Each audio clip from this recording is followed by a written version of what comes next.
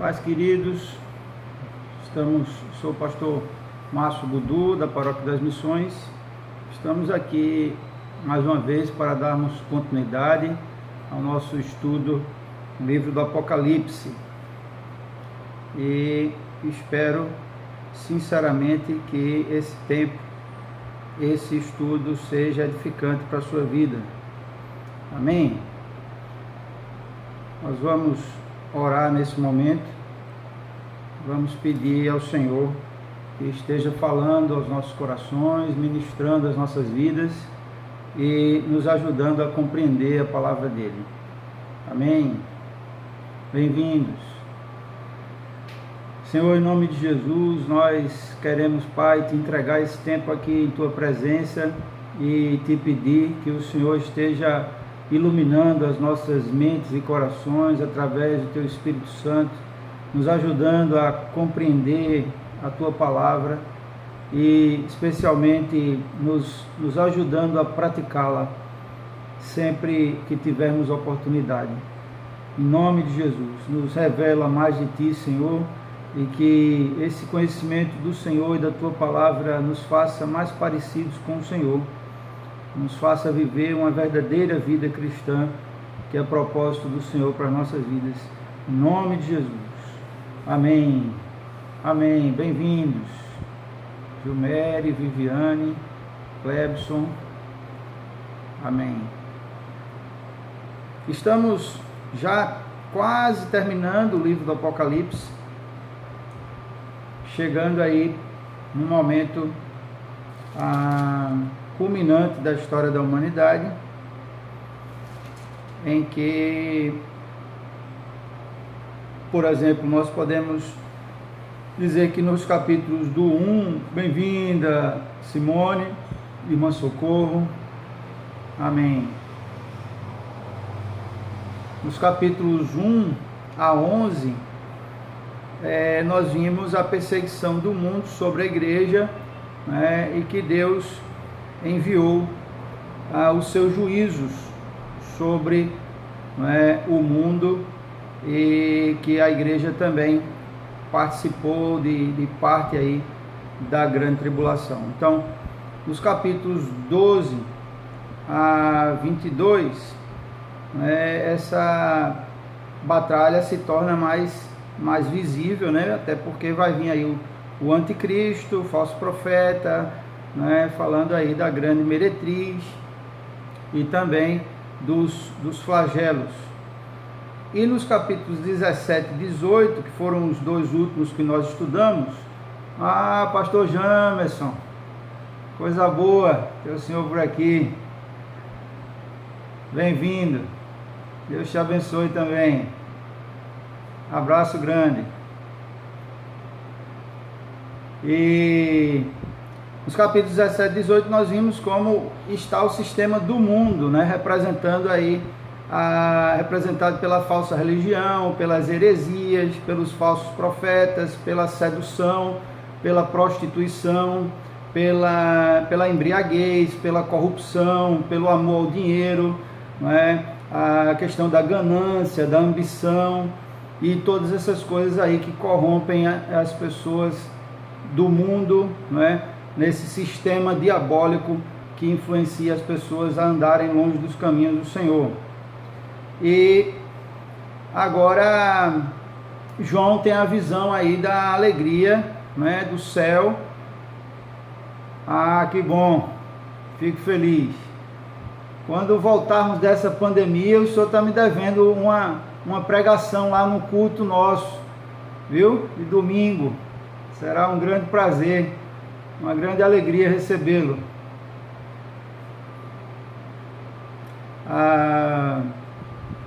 E essa alegria nos céus pelas bodas do Cordeiro, né? A visão gloriosa da vinda de Jesus e a sua vitória sobre todos os seus inimigos. E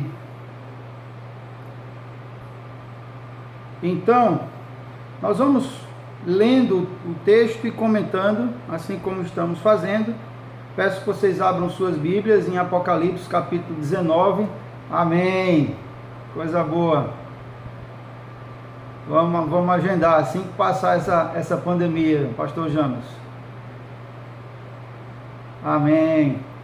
Prazer todo meu. Deus abençoe. E vamos lendo e comentando, né? Apocalipse capítulo 19. Abra suas Bíblias e acompanhe conosco. Depois dessas coisas, ouvi no céu uma como grande voz de numerosa multidão, dizendo: Aleluia! A salvação e a glória e o poder são do nosso Deus, porquanto verdadeiros e justos são os teus juízos. Pois Deus julgou a grande meretriz, que corrompia a terra com a sua prostituição, e com as mãos dela, e das mãos dela vingou o sangue dos seus servos.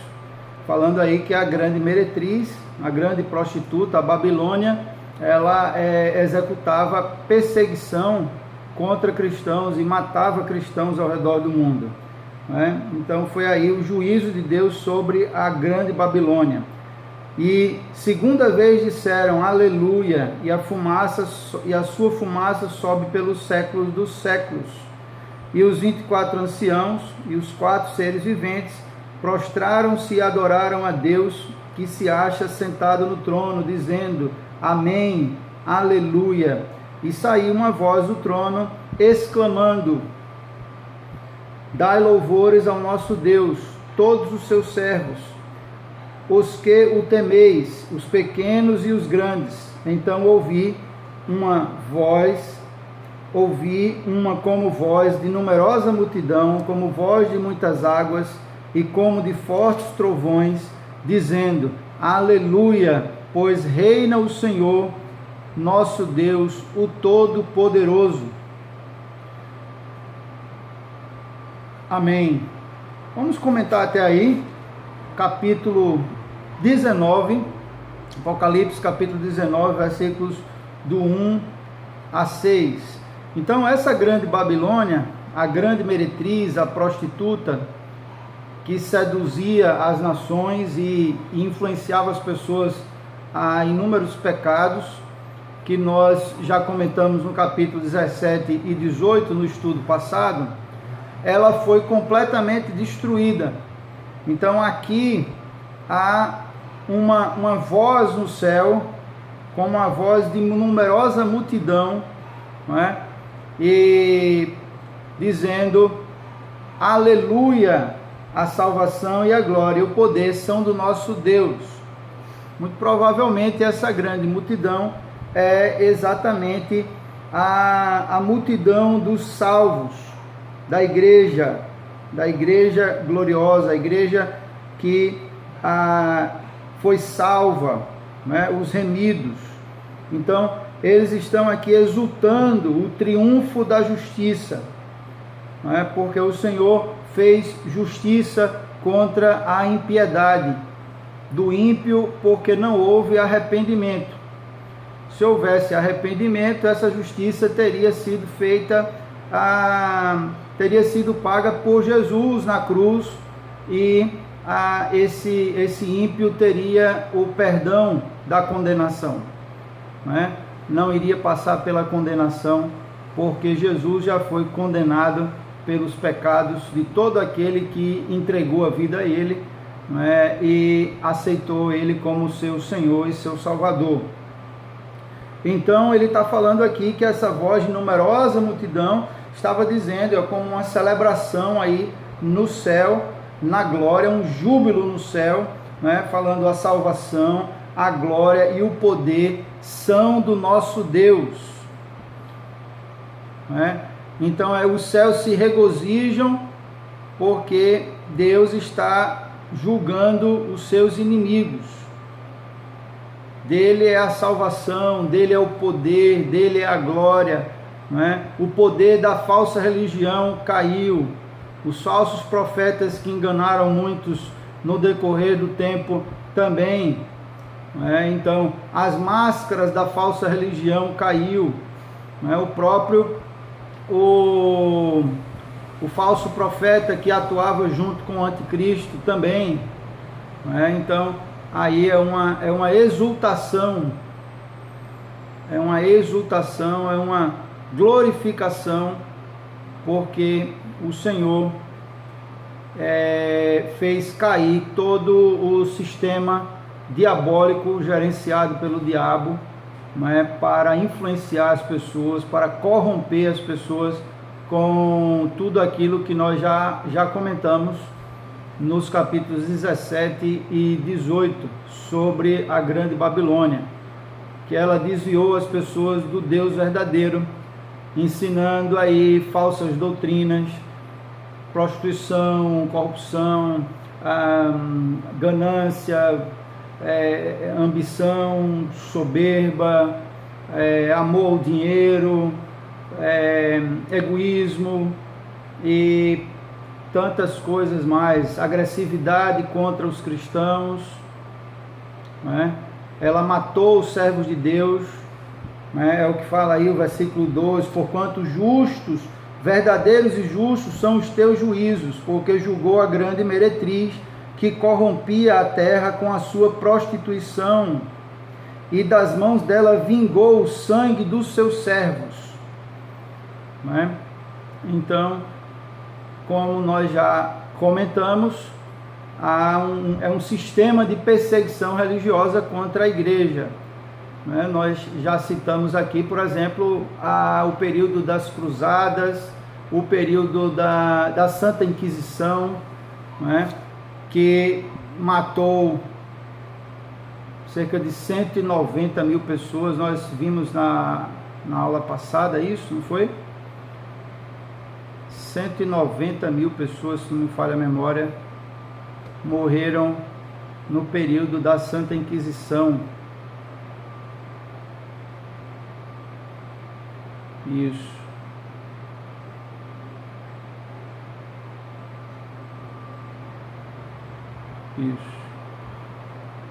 Não consegui encontrar aqui agora, mas nós comentamos na aula passada a quantidade de pessoas que foram assassinadas pela Igreja Católica Romana, impondo a sua doutrina no mundo e sem admitir nada diferente daquilo que eles criam e pensavam. Isso. E aqui no versículo 3, ele diz aqui, aleluia, e a sua fumaça subiu pelos séculos dos séculos. Então está falando aí que o mal, ele está sendo vencido pelo Senhor, o Senhor venceu o mal e venceu por toda a eternidade, pelos séculos dos séculos. Então a Bíblia fala sobre penalidades eternas. Eu não acredito na falsa doutrina da aniquilação, da aniquilação dos ímpios. Isso é uma heresia que é propagada por alguns aí, inclusive muitos pastores também acreditam nisso, lamentavelmente. Que Deus, ele é tão bom, mas tão bom e tão misericordioso, que mesmo ele não permitindo que algumas pessoas entrem no céu porque são ímpios, ele não deixará que essas pessoas sofram por toda a eternidade. Ele vai deixar que essas pessoas sofram por um tempo e depois ele vai simplesmente fazer com que tudo isso desapareça.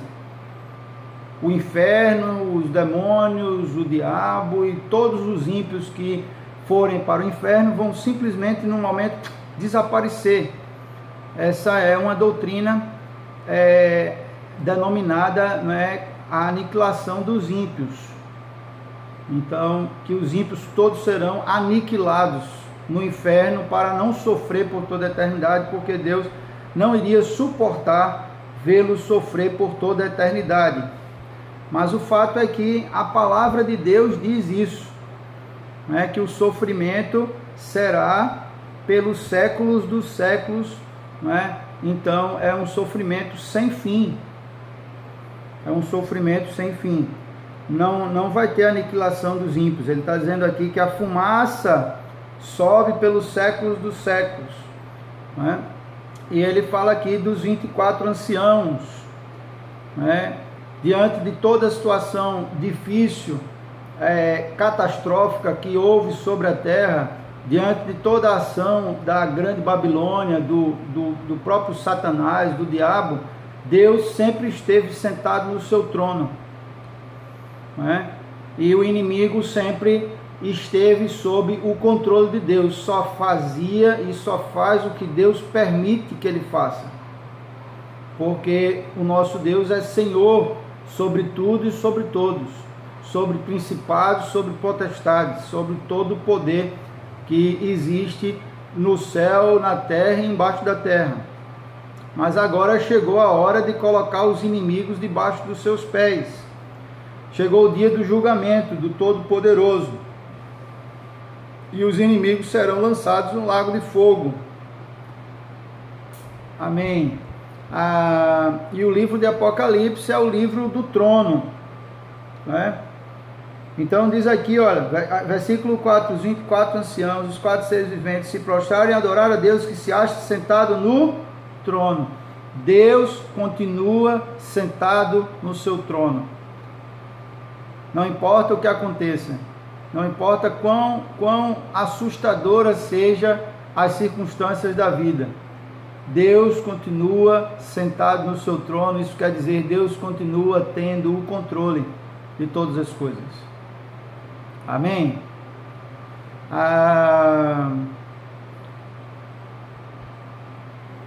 E todos estarão debaixo dos pés de Jesus. A Bíblia diz que ele colocará todos os inimigos debaixo dos seus pés. As superpotências econômicas irão cair, os déspotas também, e todo joelho vai se dobrar diante do Senhor. Aleluia, porque só o Senhor reina.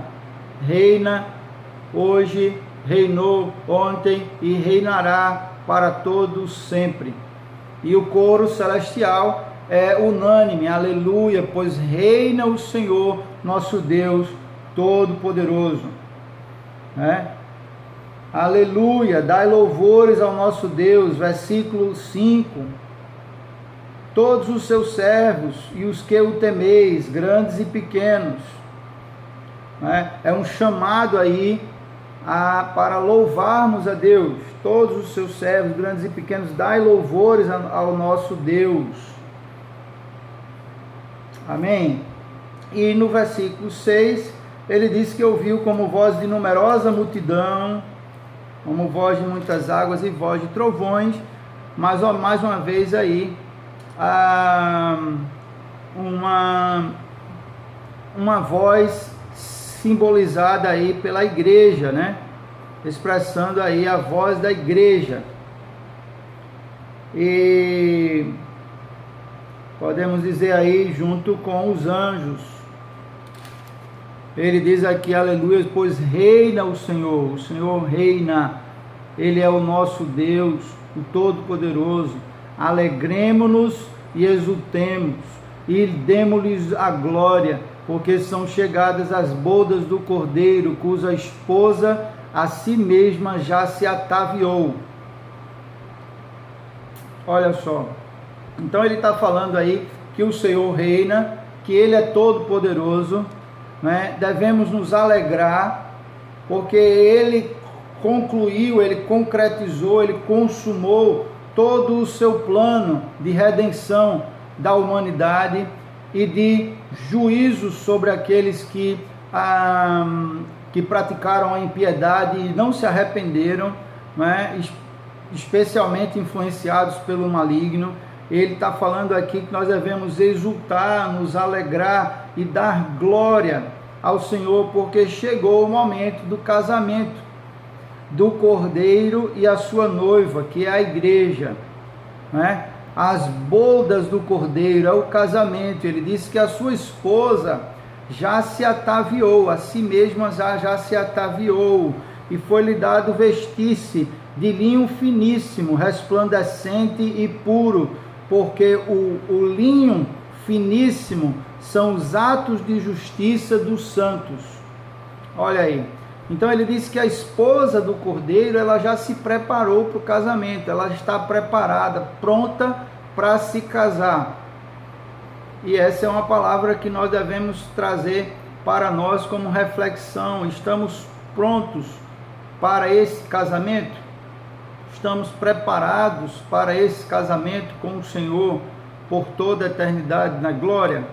Não é? Então, enquanto a grande meretriz ela foi julgada, condenada, não é? A noiva ela é honrada, não é? Porque o casamento é um dia de honra, é um dia da noiva e do noivo serem honrados, como um momento de grande alegria, um momento de grande vitória, não é?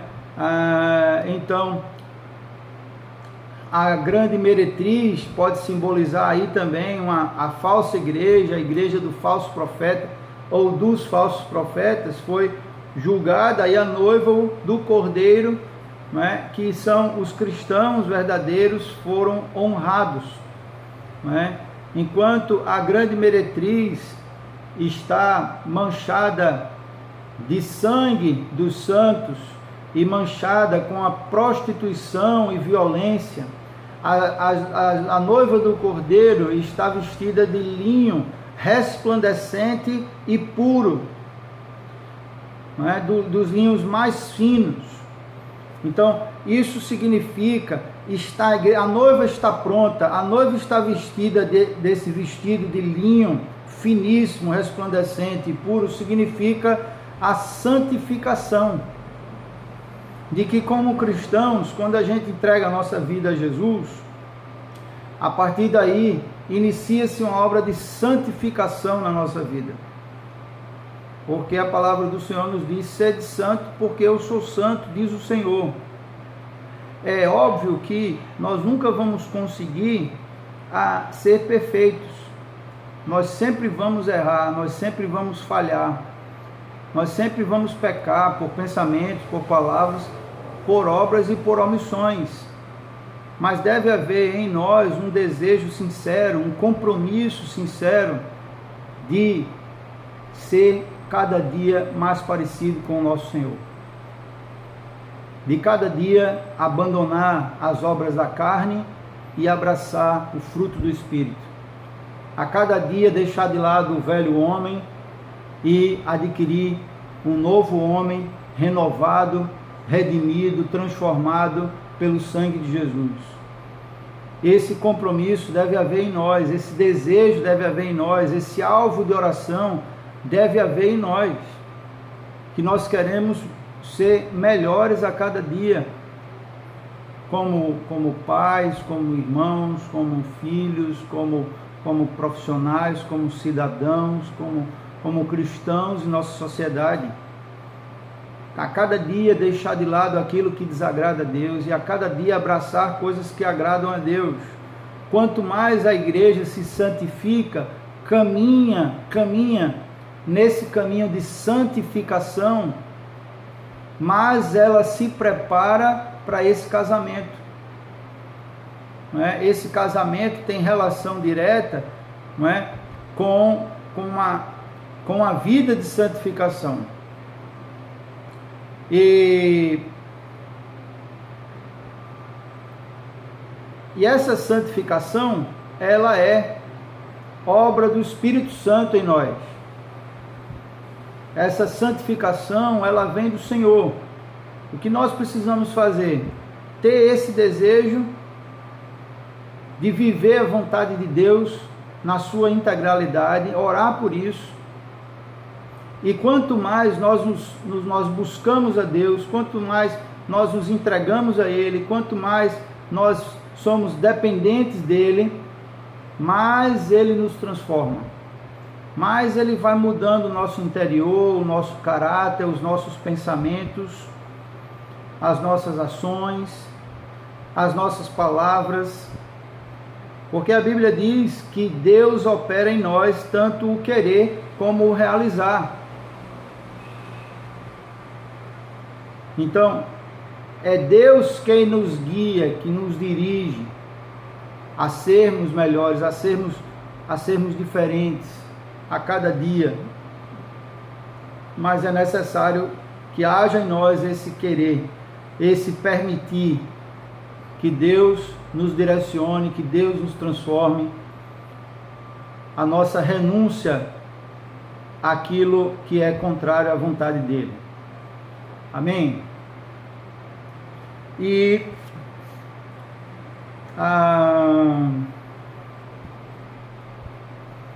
a igreja está preparada. Certa vez eu estava numa conferência missionária lá em Belo Horizonte e eu ouvi uma história que me chamou bastante a atenção, de um sonho de revelação que uma irmã teve, e que a partir desse sonho Deus moveu ela a viajar o mundo inteiro para compartilhar esse sonho que ela teve e levantar pessoas que queiram ter um verdadeiro compromisso com o Senhor e uma vida de santificação, de busca, de intimidade com Deus. Esse sonho que ela teve, ela disse que viu a cena de um casamento, em que o celebrante do casamento era o próprio Deus, que estava celebrando o casamento do seu próprio filho, Jesus. E a igreja era a noiva que estava entrando em direção ao altar, em direção ao casamento, levada pelo Espírito Santo, que estava ao seu lado, conduzindo-a ao altar, a esse casamento. Só que, no meio do trajeto, da porta até o altar, a igreja começou a olhar dos lados. Essa noiva começou a olhar dos lados e começou a achar alguns moços ali mais interessantes que seu noivo.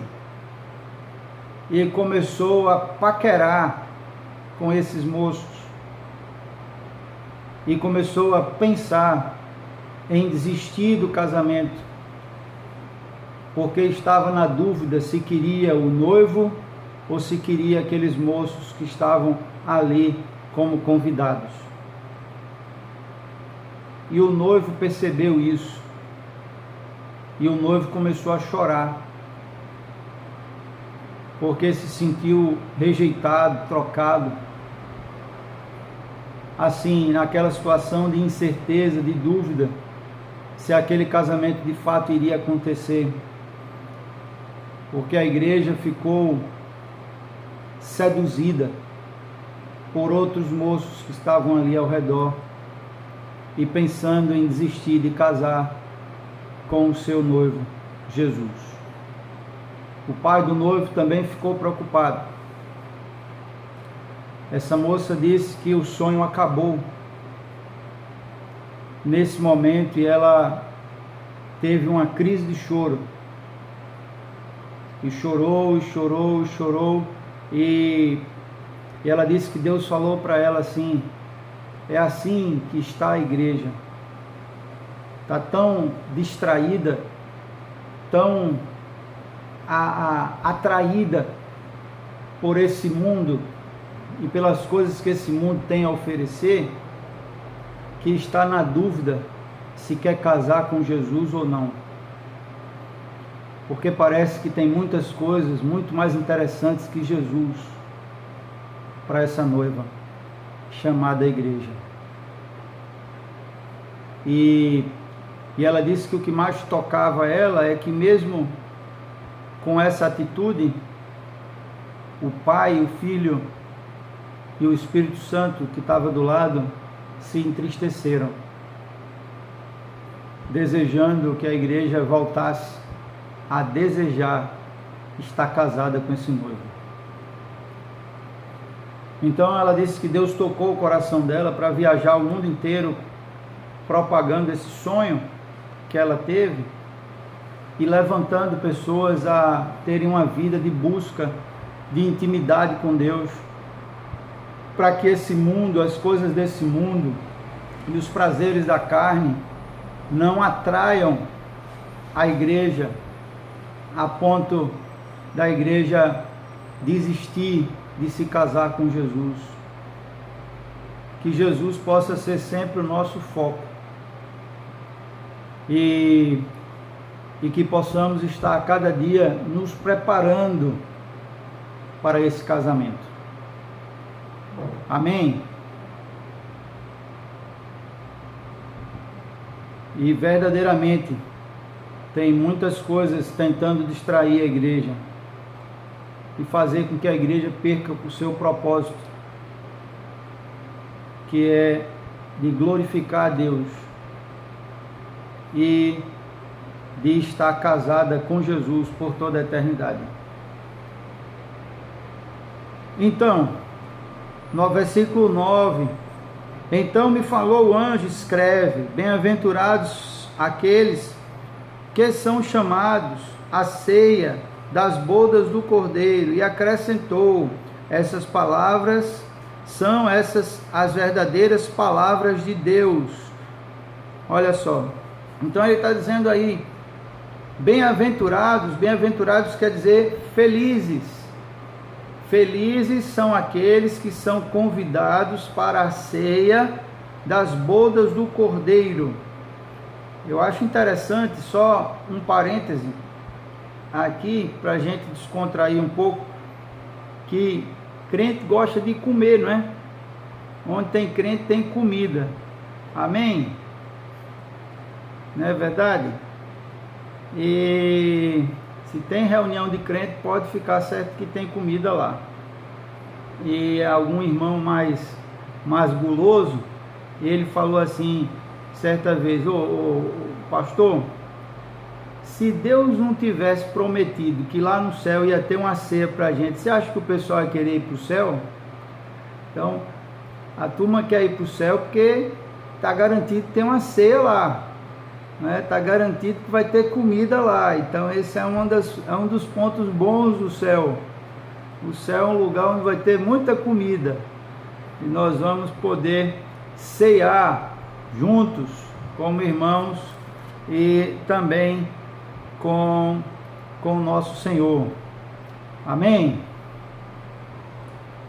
Então ele diz que bem-aventurados são aqueles que são chamados à ceia, olha aí, comida, das bodas do Cordeiro, é o casamento do Cordeiro, e vai ter aí uma ceia, bem-aventurados aqueles que são convidados a participar disso, né?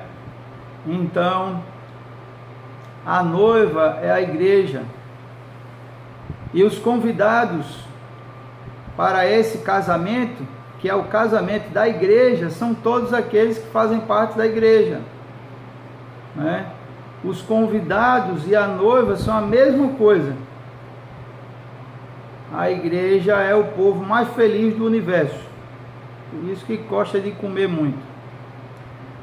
E a eternidade será uma festa com muita comida, que não acaba nunca, é uma festa sem fim.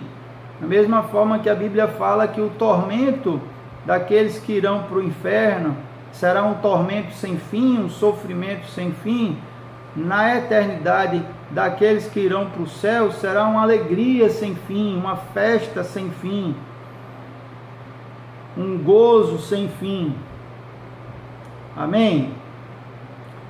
E o noivo aqui é descrito como cordeiro, justamente para nos lembrar que ele foi sacrificado, esse cordeiro foi sacrificado para salvar a igreja,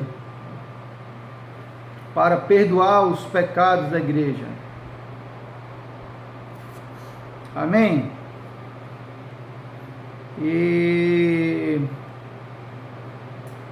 Amém.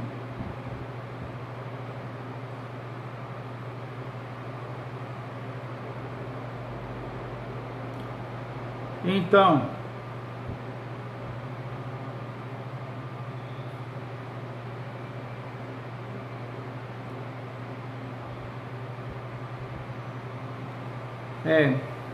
no casamento judaico acontecia o noivado, que era um profundo compromisso, em que aquele casal ali fazia um compromisso de se casar, Depois havia uma procissão à casa da noiva, o noivo pegava a noiva na casa da noiva e ia, né, no caso, para a festa,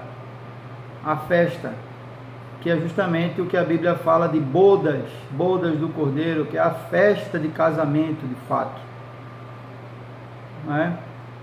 Então, exatamente. E ele diz aqui: prostrei-me ante seus pés para adorá-lo. Ele, porém, me disse: vê que não faças isso. Sou conservo teu. Olha aqui. E dos teus irmãos que mantêm o testemunho de Jesus. Adora a Deus, pois o testemunho de Jesus é o espírito da profecia. Então, o anjo que estava comunicando essas palavras aqui para João, no versículo 9, e no versículo 10, João se prostra diante dele para adorá-lo. E ele então diz assim: ó, faz isso não, levanta aí, eu sou o teu conservo, e conservo dos teus irmãos que têm o testemunho de Jesus. Adora somente a Deus. Amém? Então um anjo que é perfeito, né? E ele cumpre fielmente a vontade de Deus, um anjo de Deus, ele não admitiu adoração para si. Da mesma forma podemos entender que se um anjo de Deus não deve ser adorado, muito menos um ser humano, como por exemplo os que são canonizados pela Igreja Católica Romana, né, que muitos são venerados, veneração e adoração é a mesma coisa, também não devem. O próprio Pedro, quando foi para a casa de Cornélio se prostrou diante dele, ele disse: opa, faz isso não, levanta, eu sou homem igual a você. Então eu creio que todos os santos, considerados santos da Igreja Católica, hoje, se estivessem vivos, eles diriam para as pessoas: não se prostrem diante de mim, não me adorem, não venerem, não, façam isso só a Deus. Eu sou um ser humano como qualquer outro. Amém? Versículo 11. Vi o céu aberto e eis um cavalo branco, seu cavaleiro se chama Fiel e Verdadeiro, e julga e peleja com justiça, os seus olhos são como chama de fogo, sua cabeça há muitos diademas. Tem um nome escrito que ninguém conhece senão ele mesmo. Ele está vestido com um manto tinto de sangue, e o seu nome se chama Verbo de Deus. E seguiam-nos os exércitos que há no céu, montando cavalos brancos, com vestiduras de linho finíssimo, branco e puro. Da sua boca saiu uma espada afiada, para com ela ferir as nações, e ele mesmo as regerá com cetro de ferro, e pessoalmente pisa o lagar do vinho do furor da ira do Deus Todo-Poderoso. Tem no seu manto e na sua coxa um nome escrito: Rei dos Reis e Senhor dos Senhores. Olha aí, esse texto todo aqui está falando a respeito de quem? A respeito de Jesus. Exatamente a respeito de Jesus. No início do livro do Apocalipse, capítulo 1, fala essas mesmas palavras. Vamos abrir aqui. Capítulo 1. Apocalipse, capítulo 1.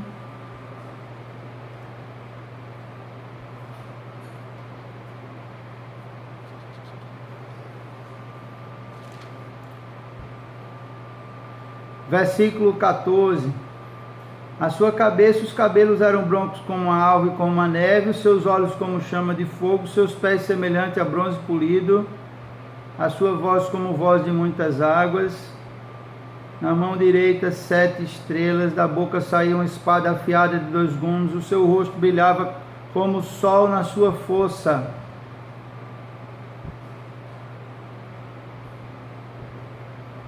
Estão vendo aí? Características de Jesus. Ele tinha um cavalo branco e tinha um cavaleiro. Esse cavalo branco aí simboliza a vitória. É a aparição do noivo. O noivo chegando para o casamento, para as bodas. É a vinda triunfal do noivo, Jesus, do Rei dos Reis, do Senhor dos Senhores. Então o céu se abre. Ele disse: eu vi o céu aberto.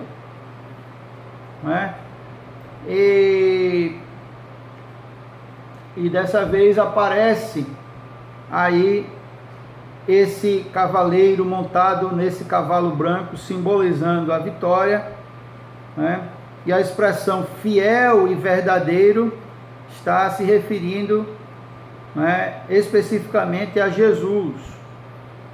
Esses são os nomes de Jesus. Ele é fiel e verdadeiro.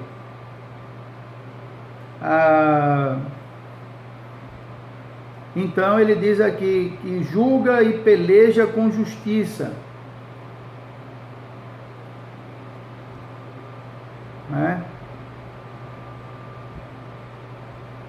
Isso. Os seus olhos são como chama de fogo. Em Apocalipse 1,14 fala sobre isso. Seus olhos são como chama de fogo, que simbolizam a eternidade, a sabedoria e a onisciência de Deus. Ele diz aqui: a sua cabeça há muitos diademas. Como se fosse aí diademas ilimitados, como se fosse representando aí uma autoridade soberana. O Senhor Jesus, ele é fiel e verdadeiro, em contraste com o anticristo, que é falso e enganador. Os olhos como chama de fogo também simboliza que ele tudo vê, nada fica oculto para ele. Ele é onisciente. Ele conhece os segredos de cada coração humano. Ele é o vencedor supremo. Na cabeça dele tem muitos diademas. Muitos diademas é como se fosse aí representando também, uma coroa de vencedor, de conquistador. Naquela época de Jesus, eu não sei se vocês já perceberam, as pessoas que venciam uma competição, eles ganhavam um diadema. Era uma forma de premiação da época para o vencedor. E ele estava aqui também com esses diademas, representando que ele era vitorioso e também representando a autoridade soberana. Ele tem toda a autoridade, superando de longe o número limitado de diademas aí que havia na cabeça do dragão, em Apocalipse 12, versículo 3. E diz aqui que ele tinha um nome escrito que ninguém conhece, senão ele mesmo, para significar que a plenitude da pessoa de Jesus está acima da compreensão humana.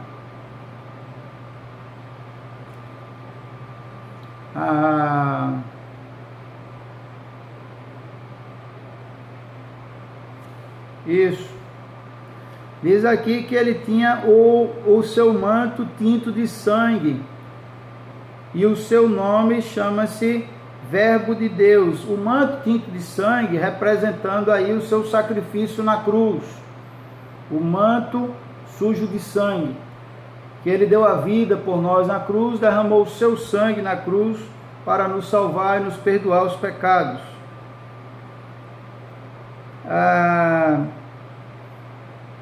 E o Verbo de Deus revela o caráter e o propósito de Deus a respeito de Jesus. Jesus é o Verbo de Deus. Verbo é palavra em ação. Por isso que Jesus também é chamado de palavra. Ele é a palavra de Deus. Ele é o Verbo de Deus. Ele é a palavra de Deus em ação. Por isso que o apóstolo João escreveu lá no capítulo 1 do Evangelho de João: no princípio era o Verbo, e o Verbo era Deus, o Verbo estava com Deus, né? E o Verbo se fez carne e habitou entre nós. Quando Deus falou lá em Gênesis, criando a terra, os animais, as plantas, toda a criação, quando Deus falou, os estudiosos afirmam que Deus falou e quem operou foi Jesus, porque Ele é o Verbo de Deus, Ele é a palavra de Deus em ação.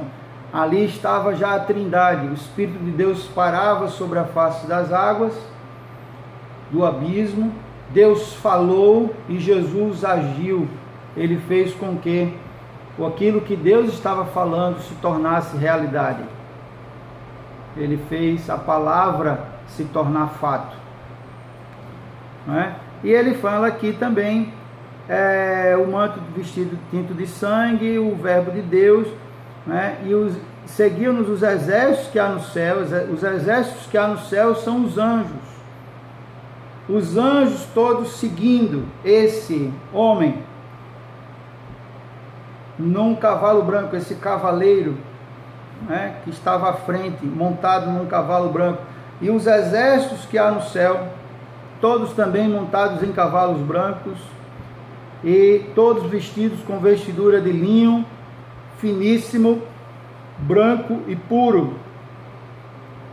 Aí se referindo aos anjos e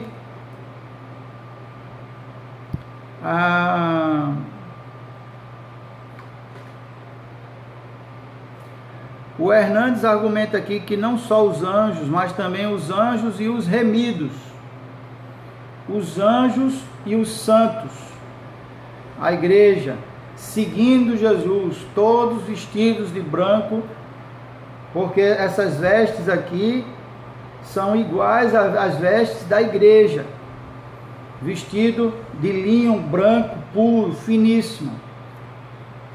Então, um exército de anjo descerá com Cristo, né? E os salvos também virão com ele entre as nuvens, todos como os vencedores, montados em cavalos brancos.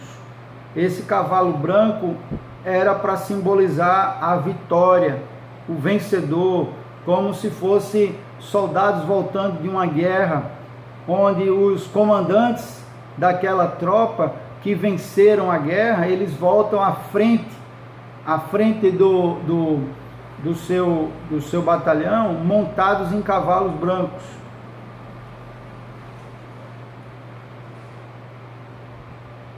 Isso mesmo.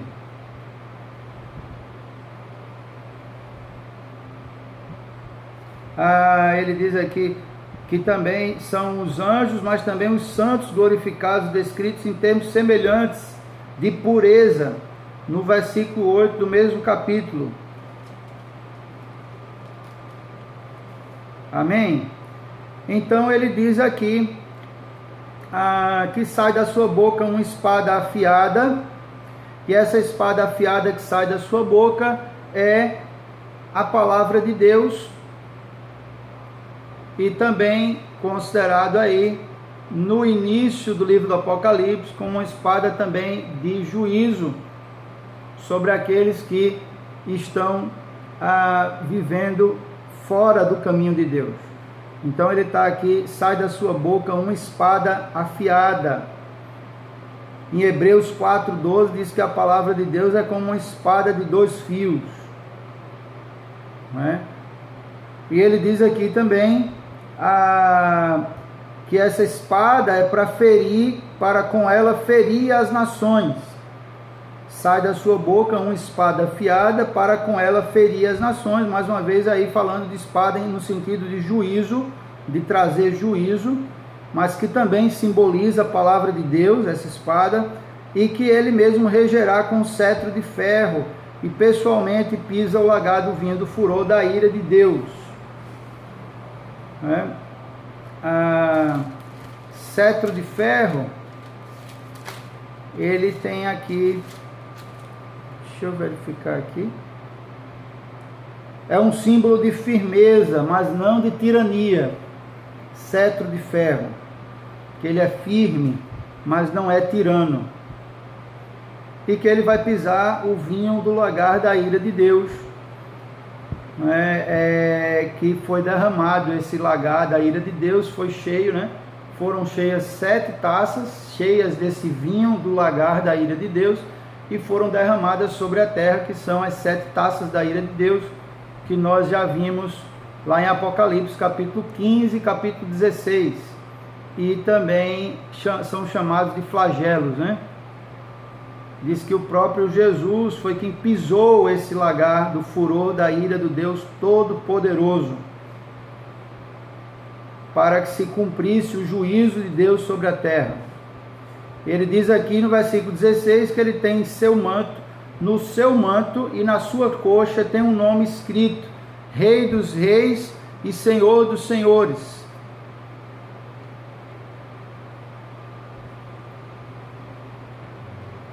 Isso.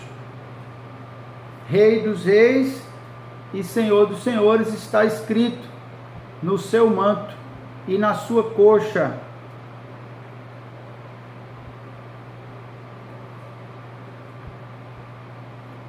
Então, ele é um rei acima de todos os reis. Ele é Senhor acima de todos os senhores. Amém? Estamos já terminando. E ele diz aqui: então vi um anjo posto em pé no sol e clamou: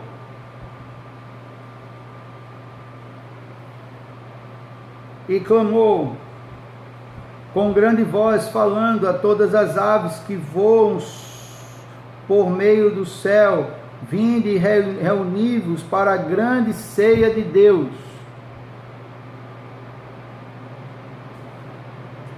Isso. Reuni-vos para a grande ceia de Deus, para que comais carnes de reis, carnes de comandantes, carnes de poderosos, carnes de cavalos e seus cavaleiros, carnes de todos, quer livres, quer escravos, tanto pequenos como grandes. Então, nesses versículos 17, ele já está anunciando aí a vitória antes que a batalha aconteça. E ele diz que está chamando as pessoas para comer, falando a todas as aves que voam no céu. E essas aves aí são aves consideradas aves carnívoras, né? Aves de rapina. Aí, simbolizando aí, muito provavelmente, o urubu, como sendo uma dessas aves aí, não é? E ele disse que vai haver uma grande festa aí para essas aves, porque vai ter muita carne para ser comida por elas. É como se estivesse aí falando de um contraste entre a ceia do cordeiro, das bodas do cordeiro e sua noiva, e essa ceia aí das aves que irão comer as carnes,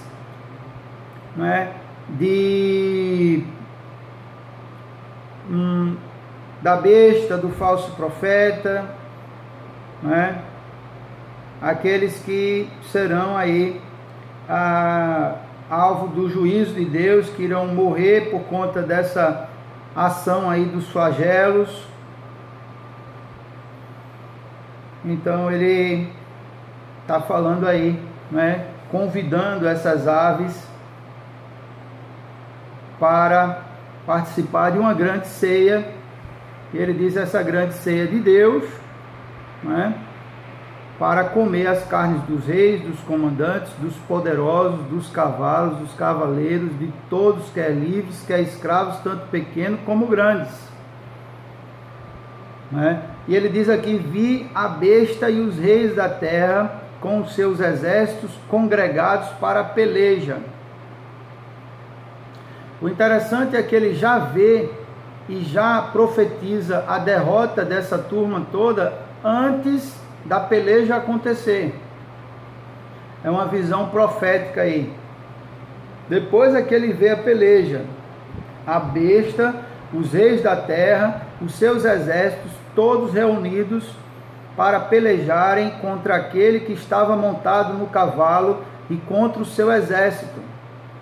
Mas a besta foi aprisionada, e com ela o falso profeta, que com os sinais feitos diante dela, seduziu aqueles que receberam a marca da besta e eram os adoradores da sua imagem. Os dois foram lançados vivos dentro do lago de fogo que arde com enxofre. Os restantes foram mortos com a espada que saíam da boca daquele que estava sentado no cavalo, e todas as aves se fartaram das suas carnes. Então, ele está falando aí, nesses versículos 19 a 21, muito provavelmente da grande batalha do Armagedon, que nós vimos lá em Apocalipse capítulo 16, onde vai haver uma grande peleja, uma grande luta aí, mas a besta, junto com o falso profeta e junto com o seu exército, serão vencidos. Mas Jesus diz aqui, o que dá a entender aqui é que não há uma luta de fato, mas eles são aprisionados, né? Porque em 2 Tessalonicenses 2,8 diz que Deus vai destruir o anticristo com o sopro da sua boca. Então, se ele vai destruir dessa forma, é porque não vai haver luta. Mas, de fato, vai haver aqui uma espécie de batalha, né? Mas não com armas, mas com a sua palavra. A palavra é a arma contra o inimigo.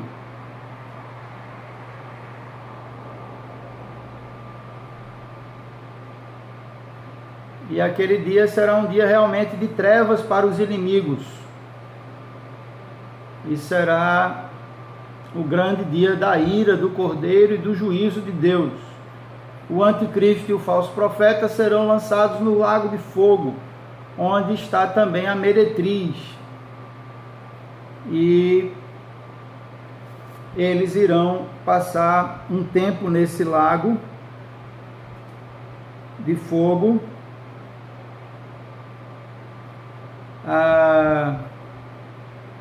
Depois eles irão,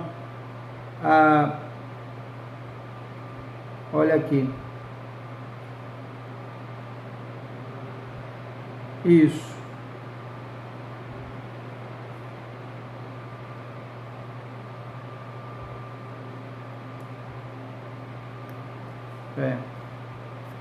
então, porque aí eles ainda irão, a besta e o falso profeta vai ser lançado no lago de fogo aí por toda a eternidade. O Satanás é que vai voltar ainda para tentar os que tiverem passado pelo milênio. Aí já é o próximo capítulo, é o nosso próximo estudo. Mas a besta, o anticristo e o falso profeta já vai para o lago de fogo agora, onde ficarão lá pelos séculos dos séculos. Em Apocalipse capítulo 20, por exemplo, versículo 10, fala exatamente isso. Pelos séculos dos séculos é uma designação, né? É uma descrição para descrever por toda a eternidade. Por toda a eternidade. E a igreja desfrutará da intimidade com Cristo, das bodas do Cordeiro, da ceia, no paraíso, na glória eterna, também por toda a eternidade.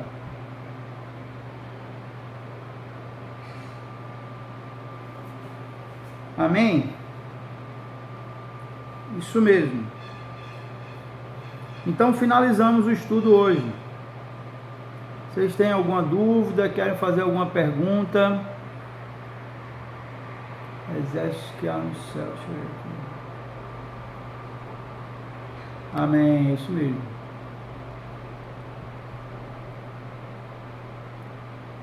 Amém. A besta e o falso profeta foram lançados num lago de fogo que arde com fogo e enxofre. E os restantes foram mortos com a espada que sai da boca daquele que estava montado no cavalo, e as aves se fartaram das suas carnes. Então, aí a espada é que foi a arma contra os inimigos.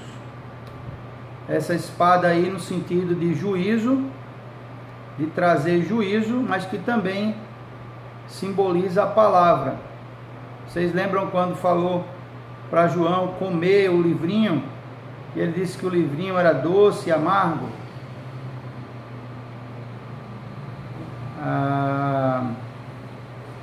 E a gente pode entender que, como o próprio apóstolo Paulo fala, que nós devemos ser o bom perfume de Cristo. E esse bom perfume de Cristo tem um cheiro de vida para aqueles que andam com Deus, mas tem cheiro de morte para aqueles que estão distantes do caminho de Deus, para que esse cheiro de morte gere arrependimento e mudança, e o cheiro de vida para aqueles que estão caminhando com Deus gere motivação, incentivo, fortalecimento, perseverança, né? Nesse sentido aí, em que a palavra de Deus, ela é uma palavra que traz juízo para aqueles que estão longe de Deus, mas que traz conforto, consolo, fortalecimento para aqueles que estão caminhando com o Senhor. Porque a vontade de Deus é que todas as pessoas sejam salvas e cheguem ao pleno conhecimento da verdade, 1 Timóteo 2,4. Então, o Senhor realmente deseja que todos estejam caminhando com Ele, vivendo a vontade dEle, andando nos caminhos dEle, e que possamos verdadeiramente deixar o Senhor cumprir a boa vontade dEle nas nossas vidas. Amém? Para que os planos dEle na nossa vida se cumpram todos. Então nós vamos aí estudar na próxima aula o capítulo 20, que é bem pequeno, talvez a gente possa estudar até o 20 e o 21, não sei, mas pelo menos nós temos aí só mais três estudos, 20, 21 e 22, estamos terminando já o livro do Apocalipse. Aí vamos falar na próxima aula sobre o milênio. Sobre o milênio tem várias interpretações aí. Eu vou passar para vocês essas linhas de pensamento, de interpretação sobre o milênio. E aí em que os estudiosos classificam como amilenista, pré-milenista, pós-milenista, amilenista, pré-milenista e pós-milenista. Então são aí as interpretações sobre o milênio, e nós vamos ver que é um período de 1000 anos, e Satanás será preso com todos os seus demônios por 1000 anos, e as pessoas estarão vivenciando esse tempo chamado de milênio. Depois Satanás será solto para tentar as pessoas que passaram pelo milênio, e então haverá o encerramento verdadeiramente de tudo e a inauguração da Nova Jerusalém, que acontece no capítulo 21. A Nova Jerusalém é a nossa morada eterna, diferente do céu. O que a gente chama de céu, também chamado de paraíso, é uma antessala da Nova Jerusalém. E muita gente confunde céu com glória eterna. Não, céu é uma coisa, glória eterna é outra.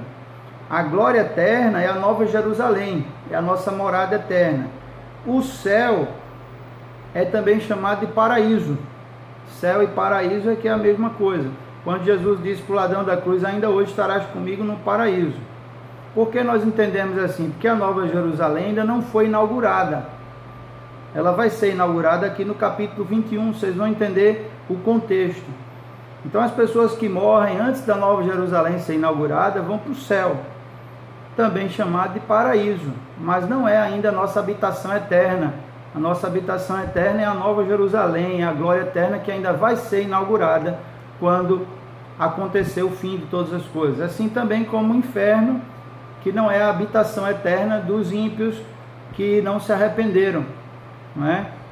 A habitação eterna desses ímpios que não se arrependeram, do diabo e de todos os seus demônios, é o lago de fogo eterno. Então o lago de fogo eterno ainda vai ser inaugurado.